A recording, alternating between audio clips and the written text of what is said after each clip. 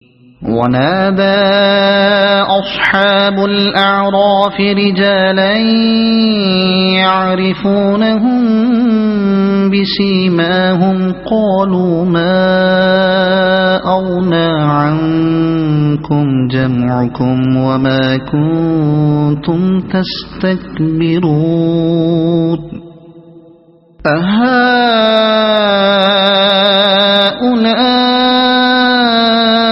الذين أقسمتم لا ينالهم الله برحمة ادخلوا الجنة لا خوف عليكم ولا أنتم تحزنون۔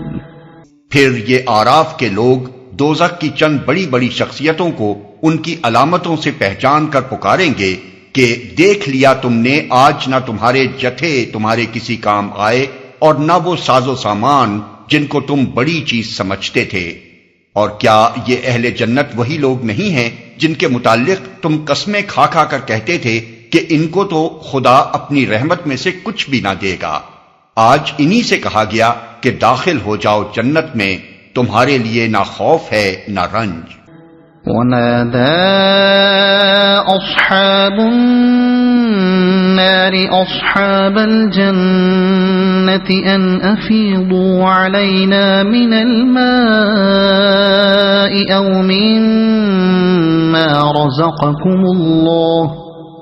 قالوا إن الله حرمهما على الكافرين الذين اتخذوا دينهم لهوا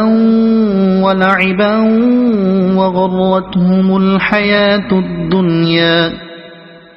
فاليوم ننساهم كما نسوا لقاء يومهم هذا وما كانوا بآياتنا يجحدون۔ اور دوزخ کے لوگ جنت والوں کو پکاریں گے کہ کچھ تھوڑا سا پانی ہم پر ڈال دو، یا جو رزق اللہ نے تمہیں دیا ہے اسی میں سے کچھ پھینک دو۔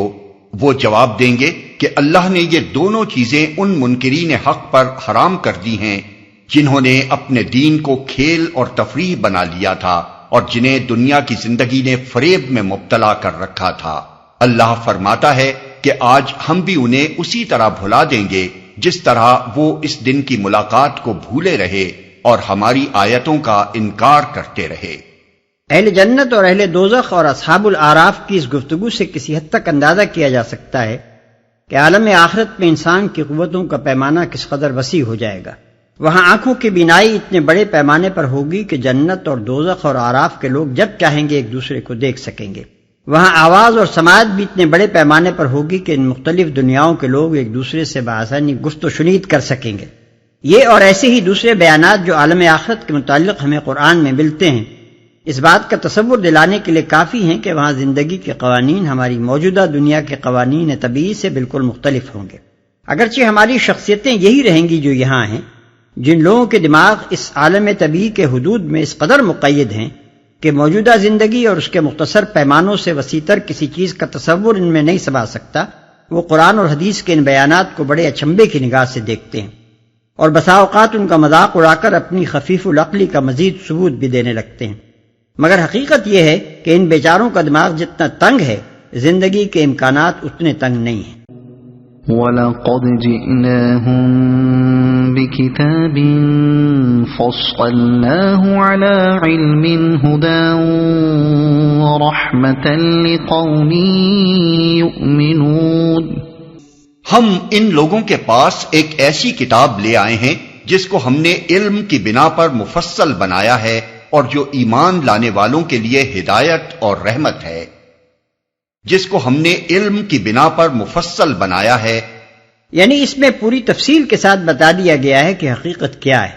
اور انسان کے لیے دنیا کی زندگی میں کون سا رویہ درست ہے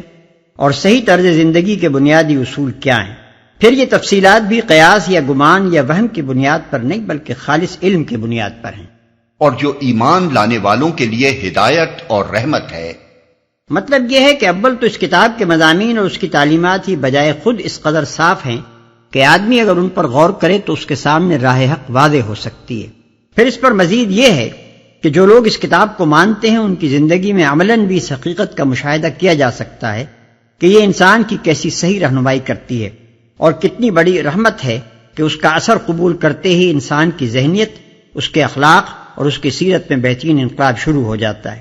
یہ اشارہ ہے ان حیرت انگیز افراد کی طرف جو اس کتاب پر ایمان لانے سے صحابہ کرام رضوان اللہ تعالی علیہم اجمعین کی زندگیوں میں ظاہر ہو رہے تھے۔ هل ينظرون إلا تأويله يوم يأتي تأويله يقول الذين نسوه من قبل قد جاءت رسل ربنا بالحق فهل لنا من شفعاء فيشفعوا لنا أو نرد فنعمل غير الذي كنا نعمل قد خسروا أنفسهم وضل عنهم ما كانوا يفترون۔ اب کیا یہ لوگ اس کے سوا کسی اور بات کے منتظر ہیں کہ وہ انجام سامنے آ جائے جس کی یہ کتاب خبر دے رہی ہے؟ جس روز وہ انجام سامنے آ گیا تو وہی لوگ جنہوں نے اسے نظر انداز کر دیا تھا کہیں گے کہ واقعی ہمارے رب کے رسول حق لے کر آئے تھے، پھر کیا اب ہمیں کچھ سفارشی ملیں گے جو ہمارے حق میں سفارش کریں، یا ہمیں دوبارہ واپس ہی بھیج دیا جائے تاکہ جو کچھ ہم پہلے کرتے تھے اس کے بجائے اب دوسرے طریقے پر کام کر کے دکھائیں۔ انہوں نے اپنے آپ کو خسارے میں ڈال دیا اور وہ سارے جھوٹ جو انہوں نے تصنیف کر رکھے تھے آج ان سے گم ہو گئے۔ وہ انجام سامنے آ جائے جس کی یہ کتاب خبر دے رہی ہے۔ دوسرے الفاظ میں اس مضمون کو یوں سمجھیے کہ جس شخص کو صحیح اور غلط کا فرق نہایت معقول طریقے سے صاف صاف بتایا جاتا ہے مگر وہ نہیں مانتا، پھر اس کے سامنے کچھ لوگ صحیح راستے پر چل کر مشاہدہ بھی کرا دیتے ہیں کہ غلط روی کے زمانے میں وہ جیسے کچھ تھے اس کی بنسبت راست روی اختیار کر کے ان کی زندگی کتنی بہتر ہو گئی ہے، مگر اس سے بھی وہ کوئی سبق نہیں لیتا، تو اس کے معنی یہ ہے کہ اب وہ صرف اپنی غلط روی کی سزا پا کر ہی مانے گا کہ ہاں یہ غلط روی تھی۔ جو شخص نہ حکیم کے عاقلانہ مشوروں کو قبول کرتا ہے اور نہ اپنے جیسے بکثرت بیماروں کو حکیم کی ہدایات پر عمل کرنے کی وجہ سے شفایاب ہوتے دیکھ کر ہی کوئی سبق لیتا ہے، وہ اب بستر مرگ پر لیٹ جانے کے بعد ہی تسلیم کرے گا کہ جن طریقوں پر وہ زندگی بسر کر رہا تھا وہ اس کے لیے واقعی مہلک تھے۔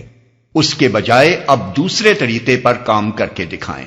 یعنی وہ دوبارہ اس دنیا میں واپس آنے کی خواہش کریں گے اور کہیں گے کہ جس حقیقت کی ہمیں خبر دی گئی تھی اور اس وقت ہم نے نہ مانا تھا، اب مشاہدہ کر لینے کے بعد ہم اس سے واقف ہو گئے ہیں، لہذا اگر ہمیں دنیا میں پھر بھیج دیا جائے تو ہمارا طرز عمل وہ نہ ہوگا جو پہلے تھا۔ اس درخواست پر اور اس کے جوابات کے لیے ملاحظہ ہو سورہ انعام آیات 27-28، ابراہیم 44-45، السجدہ آیات 12-13، فاطر آیت 37، الزمر 56-59، المومن 11-12۔